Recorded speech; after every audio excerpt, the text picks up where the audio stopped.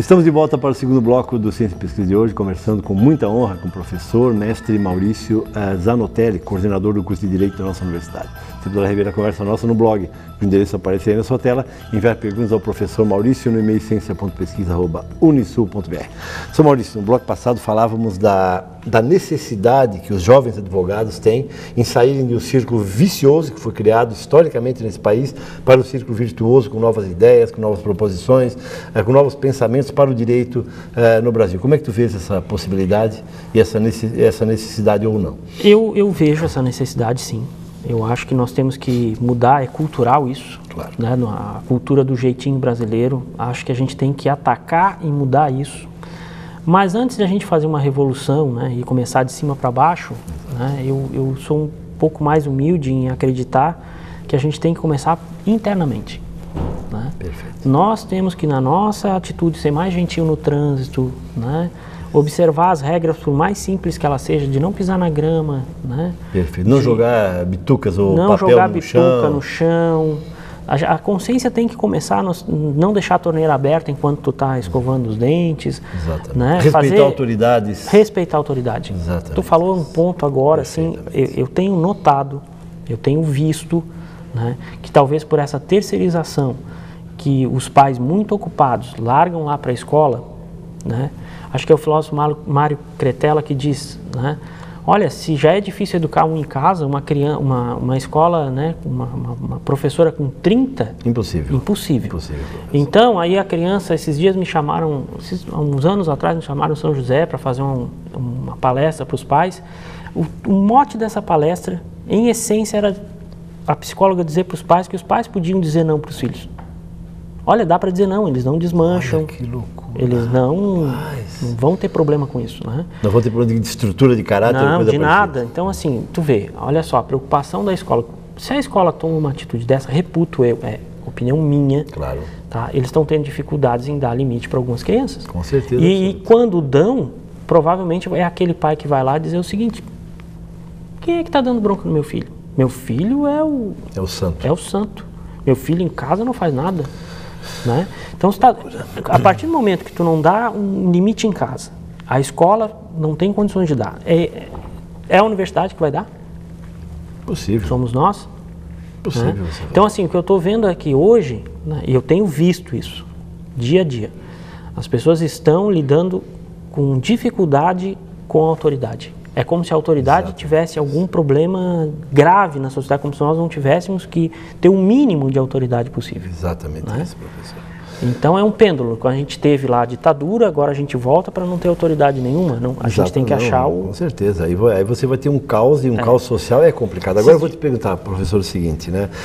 Nessa questão, por exemplo, então eu começo a perceber que não adianta nós querermos, exigirmos de autoridades ou de políticos que uma mudança radical, se nós mesmos continuamos com hábitos deletérios, com hábitos que são falaciosos, que são realmente inclusive vendendo voto, né? Inclusive vendendo voto, né, no meio da miséria, né, tentando usar da política para obter um emprego, um cargo, olhando isso só para si, né? Não, a gente precisa ter aquele amor à pátria, saber que a gente tem que deixar um legado para os filhos, né, de moralidade, enfim. Então é isso, a crise passa por isso, né? Esses dias vi uma moça amassando uma multa jogando no guarda de trânsito. Isso é lamentável, né? O desrespeito em sala de aula, às vezes, com o professor, assim, afronta, como vai se dirigir, como vai falar, como se fosse, assim, falar ali com um cachorro bulldog na esquina. Exatamente isso. E essa do guarda, por exemplo, é uma afronta, é uma tristeza, porque ele é o nosso protetor, cumprindo o papel dele, protegendo as pessoas. Exatamente. Agora, professor Maurício, uma coisa que eu preciso começar a conversar contigo nesse bloco é o seguinte: o Brasil, tu sabes que vive momentos de tensão, com violência realmente, e normalmente não, muitas vezes violência de menores. Acabei de ver algumas reportagens na TV, na noite de ontem, envolvendo menores, com crimes inclusive, né? Eu te pergunto o seguinte: como é que fica, diante disso, a necessidade de rever ou não da lei da maioridade penal nesse país, que hoje tem problemas seríssimos em relação a adolescentes infratores, professor? É muito engraçado a gente assistir essas discussões, né? A gente assiste essas discussões pelas redes sociais, pela televisão, e assim, e na realidade todo mundo tem a sua razão. Claro. Né? O que eu vejo assim, ó, se tu chega num hospital com uma dor de cabeça lacinante e se identifica que é pressão, o médico vai te dar um remédio para te baixar a pressão, te tirar a dor.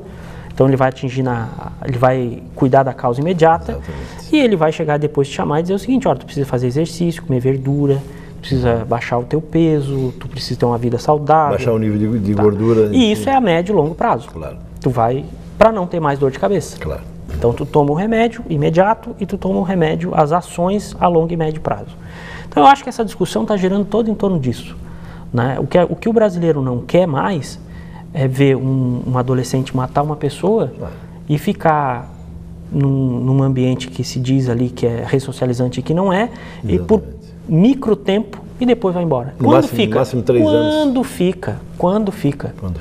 Né? Porque a gente sabe que por falta de vaga, ele entra lá, daqui a pouco ele é Jesus Cristo, né? Pois é, professor. Canonizado, e aí o juiz, se ele já está assim, se ele se recuperou, então vou soltar. E na verdade, muitas vezes, desculpa interrompê-lo, professor, ele sai mais como criminoso profissional do que como aquele amador de quando entrou. O grande problema é isso, né? A sociedade não quer, a sociedade está com este problema de violência endêmica, ela quer uma solução imediata, tá? Perfeito. Então ela insiste nessa solução imediata. Ela está com dor e ela tá dizendo, a gente precisa prender esses menores.